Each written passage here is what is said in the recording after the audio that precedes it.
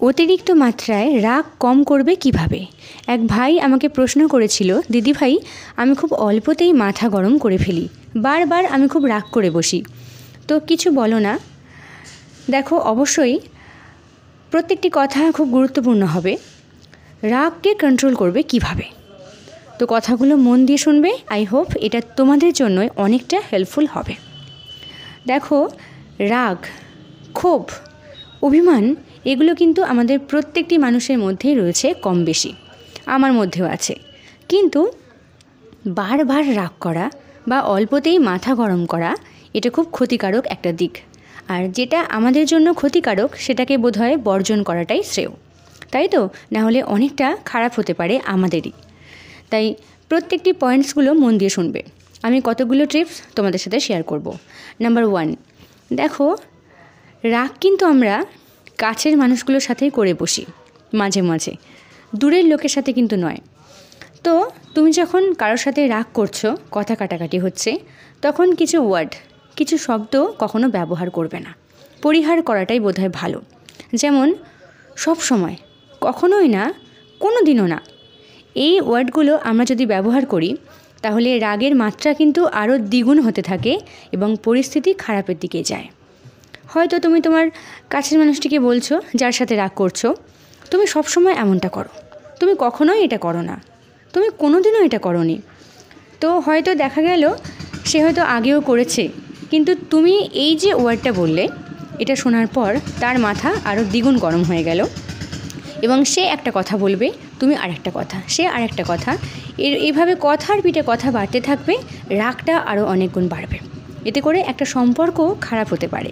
তাই ভালোভাবে কথা বলতে হবে যাতে করে বর্তমান পরিস্থিতিতে রাগটা একটু কম হয়।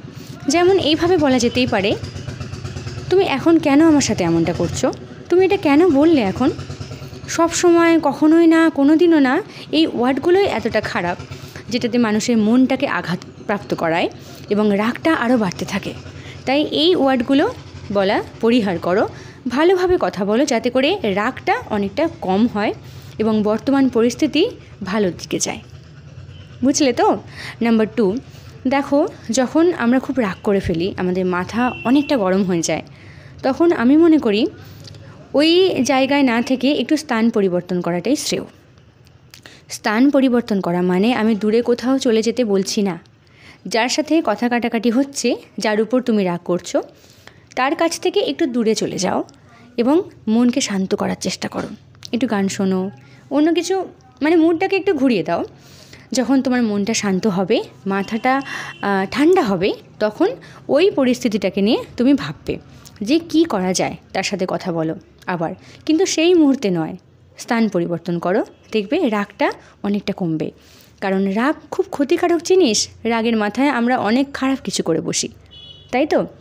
নাম্বার 3, দেখো, যখন আমরা রাগ করি তখন আমরা খুব জোরে জোরে শ্বাস নিই, এইভাবে, মানে প্রচণ্ড রাগ হয়েছে আমাদের। তো এইটা না করে যদি শ্বাসটা আমরা ধীর গতিতে নিই, মানে নাক দিয়ে নিয়ে মুখ দিয়ে বের করি, এটা একটা ডক্টর টিপ। এই টিপটা আমিও কাজে লাগিয়েছি, অনেক ভালো ফল পেয়েছি। এইভাবে দেখো, এইভাবে যদি শ্বাসটাকে তোমরা ধীর গতিতে নাও তাহলে রাগটা অনেকটা কন্ট্রোল হবে। এবং নিজেকে বলো, শান্ত হই, শান্ত হই, রিল্যাক্স। এইভাবে যদি বলো, দেখবে রাগটা কিন্তু অনেক কমবে, মাথা ঠান্ডা হবে এবং পরে ভাববে কিভাবে কথা বলা যায়, কিন্তু সেই মুহূর্তটা অনেক ভালো হবে। হলো? নাম্বার 4, আর একটা উপায় আছে রাগ কমানোর। যখন কারোর সাথে রাগ হচ্ছে, কথা কাটাকাটি হচ্ছে, ভালো লাগছে না, তাকে একদম সহ্য হচ্ছে না, তো সেই কথাগুলো, মানে যে টপিক নিয়ে কথা বলছিলে এবং রাগটা হলো, সেই টপিকটা তোমার কাছেরই অন্য কোনো মানুষের সাথে শেয়ার করতে পারো।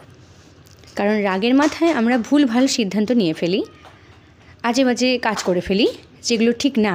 তুমি যদি অন্য কারোর সাথে শেয়ার করো তাহলে তার কিছু পরামর্শ তুমি নিতে পারবে এবং সেও অনেক বিচার বিবেচনা করে তোমাকে কিছু কথা বলতে পারে, যে কথাগুলো তোমারই কাজে লাগতে পারে। না হলে উল্টোপাল্টা সিদ্ধান্ত নিয়ে বাজে কাজ করার থেকে কাউকে শেয়ার করো এবং তাকে বলো, দেখ এরকম এরকম ব্যাপার, বা দেখো এই এই ব্যাপার, আমি কি করি বলো তো, কীভাবে ওর সাথে এই করি বলো তো। সে কিছু পরামর্শ দেবে, সেগুলো কাজে লাগাতেই পারো, যেটা তোমার জন্যই ভালো। তাহলে বুঝলে তো রাগ কমানোর এই টিপসগুলো যদি ফলো করো তাহলে রাগ অনেকটা কমবে এবং রাগকে তুমি কন্ট্রোলে আনতে পারবে। রাগ আমাদের মধ্যে থাক, কিন্তু অত্যাধিক মাত্রায় রাগ খুব খারাপ পর্যায়ে পৌঁছে দেয় মানুষকে।